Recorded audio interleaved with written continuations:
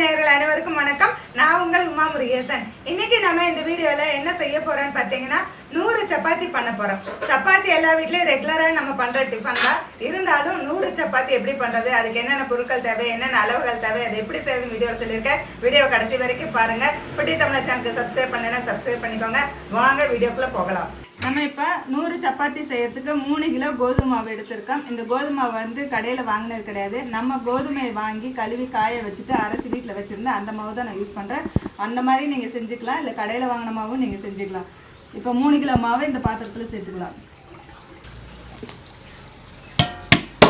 தேவையான அளவு உப்பு சேர்த்துக்கலாம். கொஞ்சம் கொஞ்சமாக தண்ணி சேர்த்து நல்லா மாவு பிசைஞ்சுக்கலாம்.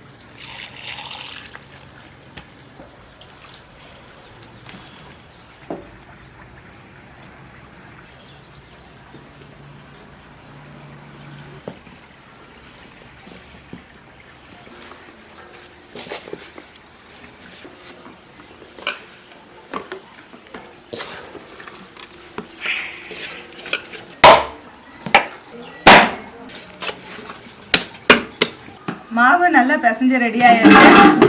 இந்த மாவுக்கு மேலே பார்த்தீங்கன்னா கொஞ்சம் ஆயில் தடவி வச்சிட்டோம்னா காயாமல் இருக்கும்.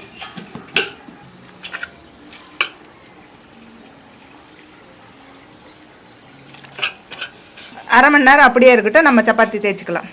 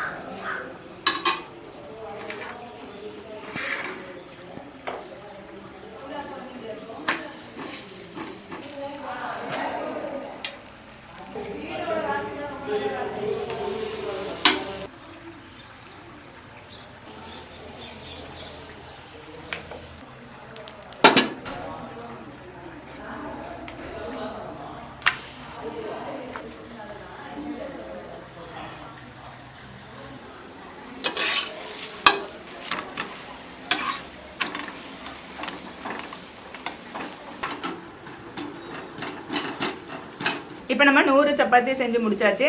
இந்த சப்பாத்திக்கு வந்து நம்ம தொட்டுக்கிறதுக்கு நம்ம ஏற்கனவே தக்காளி தொக்கு வீடியோ போஸ்ட் பண்ணியிருப்போம். அந்த தொக்கு வந்து ரொம்ப சூப்பராக இருக்கும். நம்ம எங்கேயாவது வெளியூர் போகிற மாதிரி இருந்ததுன்னா அப்போ வந்து இந்த சப்பாத்தியும் இந்த தக்காளி தொக்கும் எடுத்துகிட்டு போனோம்னா ரொம்ப நல்லா இருக்கும். நம்ம இப்போ இந்த சப்பாத்தியை ஹோமுக்கு தான் நம்ம கொடுக்க போகிறோம். அங்கே இருக்கிற பீப்புள் வந்து இந்த கெட்டியான தக்காளி தொக்கு வந்து தொட்டு சாப்பிட்றதுக்கு கொஞ்சம் சிரமப்படுவாங்க.